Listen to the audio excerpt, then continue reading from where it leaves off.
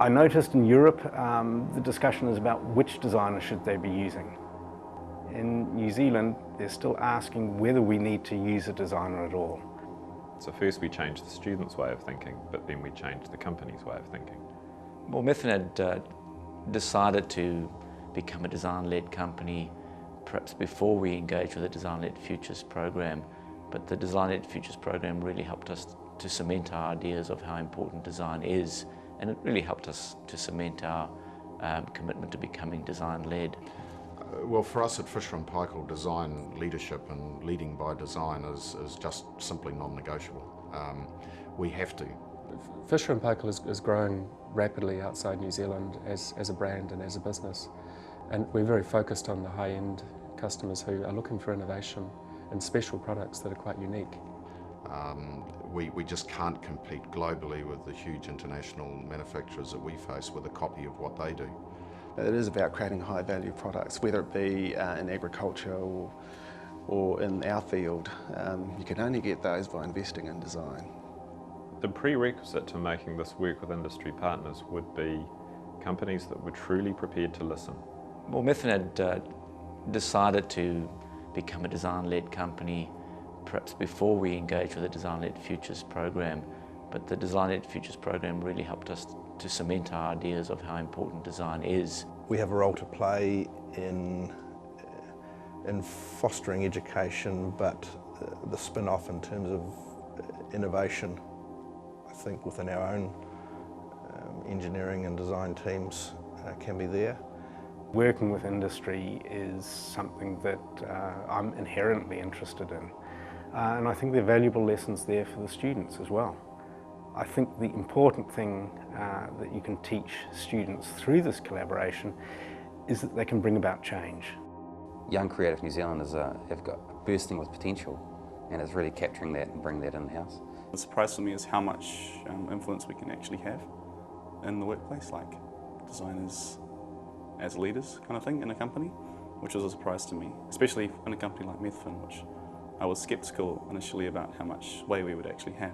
Every new person that comes into a company brings a new breath of creativity, new ideas. I think that the single greatest benefit for the industry partners would be getting their designers to stretch their boundaries, particularly designers. So they look at the work the students are making and perhaps reflect on when they were students. So they go back to a time when I think they were much more creative, but also partially naive. But it gives them some of that naivety that they can then expand their own design visions with. It's just influential, you know, it's all background sort of stuff, and this is how we could do stuff, this is what the sort of things or thinking we can take place, and this is just from students. Well, there's always a bit of delightful surprise because they're students and they're thinking about stuff and connecting things that we wouldn't have thought about connecting. And initially you look at it and you go, well, you know, why have you done that? It makes no sense at all. But when you think about the process they've gone, you know, thought process they've gone to get there, you really understand that they're making connections that we hadn't thought of. And that to me has been really interesting and valuable. Look at the power of having some good young people doing some great work, and for the executive team to see that and to witness that in front of their eyes is a powerful ally for them. We had become perhaps too insular in our thinking, and the fresh injection of new ideas certainly opened our mind to the possibilities of our future program. There's always a possibility that we find an idea that is very commercial, and of course we're looking for that always, and we'll take those opportunities if they arise, but to me that's not the real driver. It's the way that ideas can come into an organisation like Fisher & Paykel and add those different perspectives that might help us to change the way that we see our business. Coming out of the Design-led Futures program, I think the most unexpected thing to me was the quality of work. I was expecting perhaps a lot less than I got. The quality and quantity of projects and designs presented was far in excess of what I was expecting. One of the things that we've really come to value as a result of the Design-led Futures initiative is being able to talk to industry partners on a one-to-one basis. And we often get quite unexpected commentaries on what they expect of design and what they expect of the association. And that really helps us in turn to tune our education to the sort of things that they might be expecting.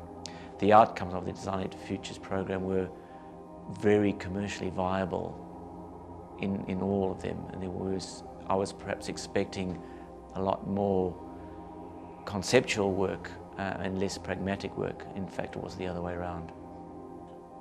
Well, the internship to me meant working with quite a big team. We were working with, marketing, a lot of engineering people in different parts of engineering, and also management quite closely as well. So it was really good seeing how design fitted in with all those different groups at once. I guess it's every designer's dream to have their project or their design to be showcased in a big way.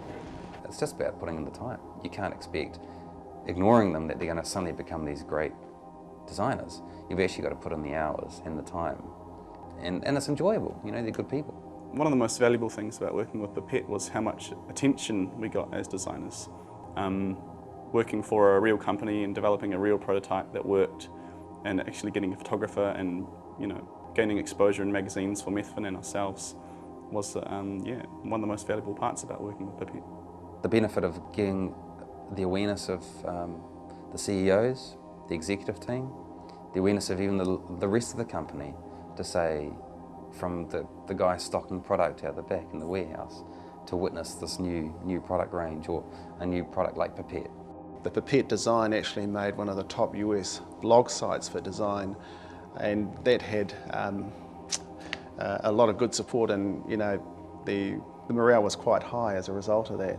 We tend to be doing, what can we deal with now? How is basically plumbing going to facilitate our new products? How is architecture going to work with our new products?